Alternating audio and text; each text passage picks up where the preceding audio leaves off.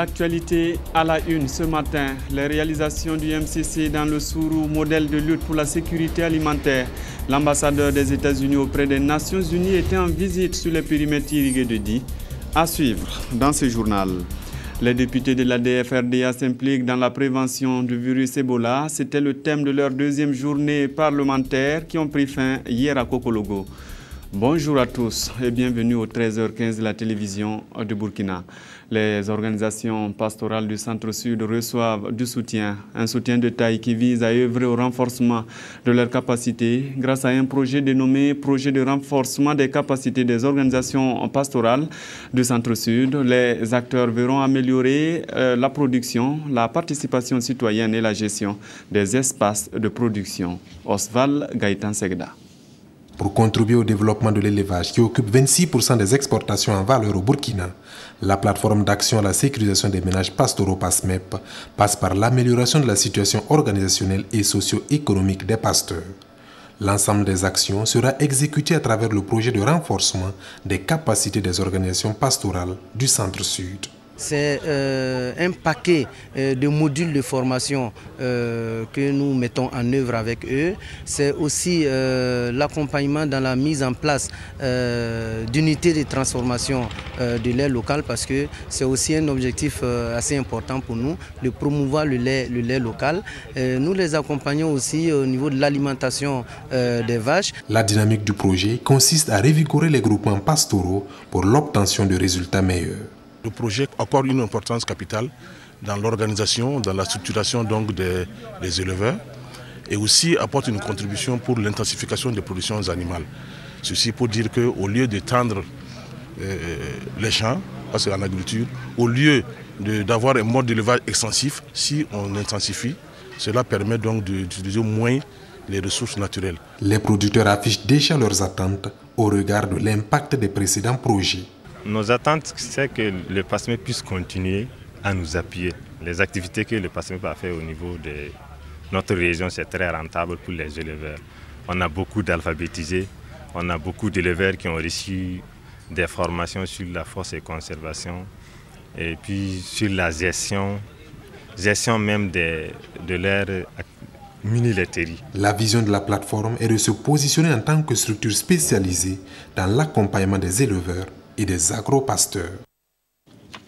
L'ambassadeur américain auprès des Nations Unies sur les périmètres irrigués de Di, David Lan, est allé visiter les réalisations du Millennium Challenge Corporation. Il a pu relever les acquis et les insuffisances du compact franciscain. Cette sortie du diplomate américain dans le Sourou a permis à l'ambassadeur des États-Unis auprès des Nations Unies pour la sécurité alimentaire de visiter quelques réalisations du Millennium Challenge et compte. On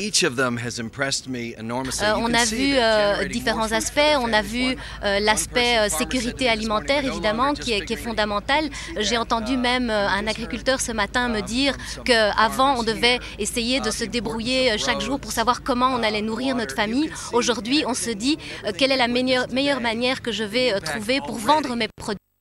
Les revenus vont améliorer ma vie. À Di, l'ambassadeur a été impressionné par le rôle de la station numéro 2 de pompage d'eau du périmètre irrigué. D'une capacité de 1100 litres par seconde, cette pompe permet de faire face aux poches de sécheresse et de produire 2 à 3 fois par an. Le diplomate a aussi fait le tour de quelques périmètres, des périmètres qui présentent une physionomie qui augure de bons rendements. Avant, on pratiquait notre méthode. Avec les MCA, on a adopté une autre méthode culturelle très bénéfique. En plus de cela, l'ambassadeur a pu en savoir davantage sur le projet de sécurisation foncière. Le MCA accompagne les producteurs à travers la délivrance de titres fonciers. Des titres fonciers qui constituent des garanties pour les agriculteurs. Plus de 3000 personnes ont bénéficié de ce précieux document. Autres sites visités, ce sont les anciens périmètres de Niassan. L'objectif était de s'imprégner des réalités des exploitants de ces périmètres. Les producteurs ont du mal à gérer l'eau de façon efficiente. C'est surtout ça la difficulté majeure. Les différentes avancées dans le secteur agricole au Sourou sont dues aux innovations du projet de développement de l'agriculture d'un coût de près de 40 milliards de francs CFA. Les grandes innovations concernent surtout l'aménagement des 2240 hectares Une autre innovation aussi concerne l'organisation des producteurs. Pour pérenniser les acquis du MCE, le diplomate américain a invité les bénéficiaires à prendre soin des différents investissements. Et la saison agricole promet au sud-ouest. Le constat est du secrétaire général de la région du sud-ouest, donc en tournée dans les 4 provinces de la localité. Il a été envoyé par le gouverneur empêché. Christophe Da.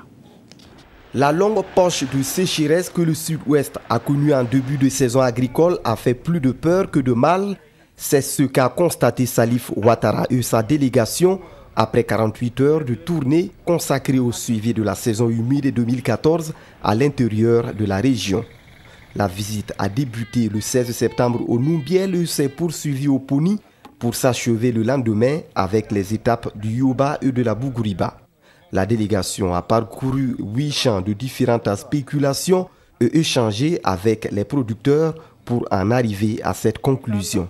Des problèmes ont été soulevés et ces problèmes se résument généralement à l'irrégularité des pluies, au manque de main-d'œuvre et ensuite à l'insuffisance des équipements.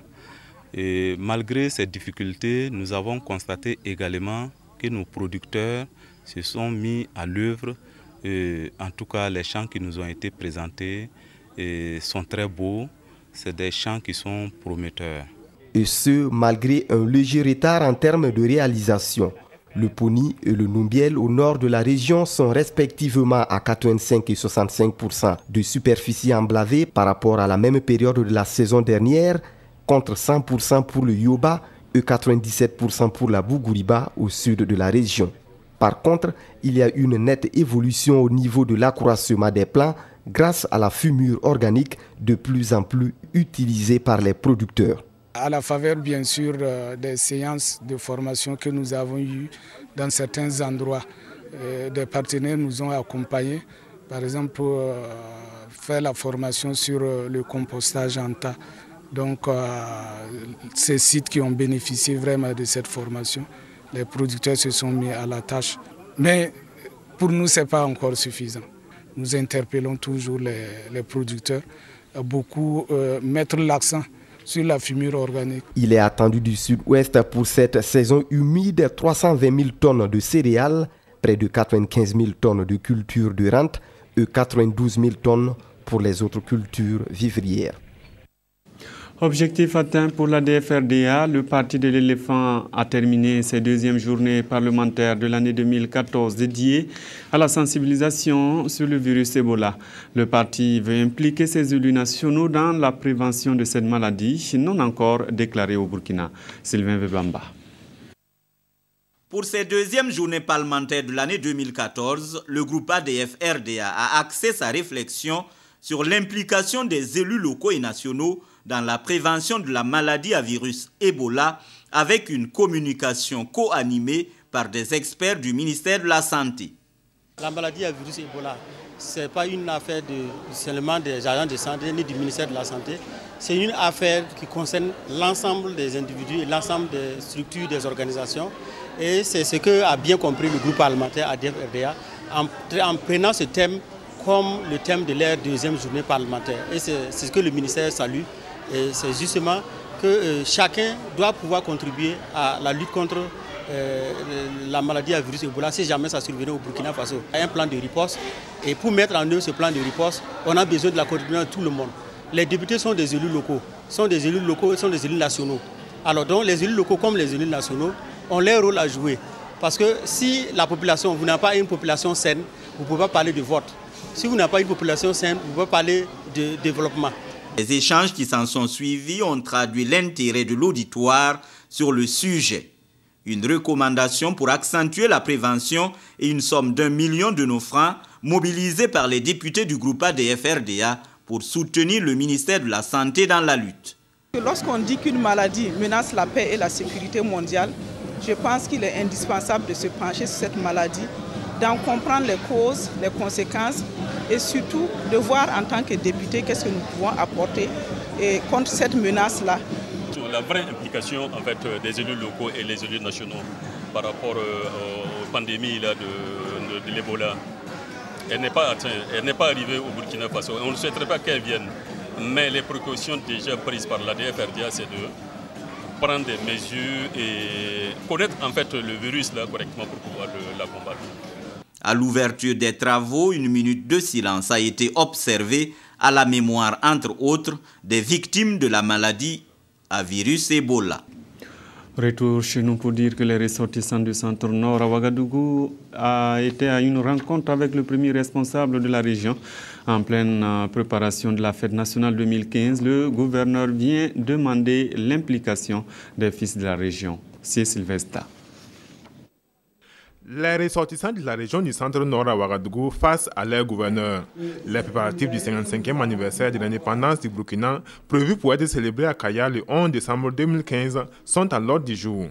À travers ces concertations, à un peu plus d'un an de la manifestation, il s'agit de prendre des dispositions très tôt pour réussir l'organisation de la fête nationale à Kaya. L'essentiel de notre séance de travail ce jour ici, au Kadiogo, est de vous mettre au courant de tout ce qui a été fait et tout ce qui est en train de se faire dans le cadre de l'organisation de Kaya 2015 afin que vous soyez au même niveau d'information que ceux qui vivent dans la région du centre-nord.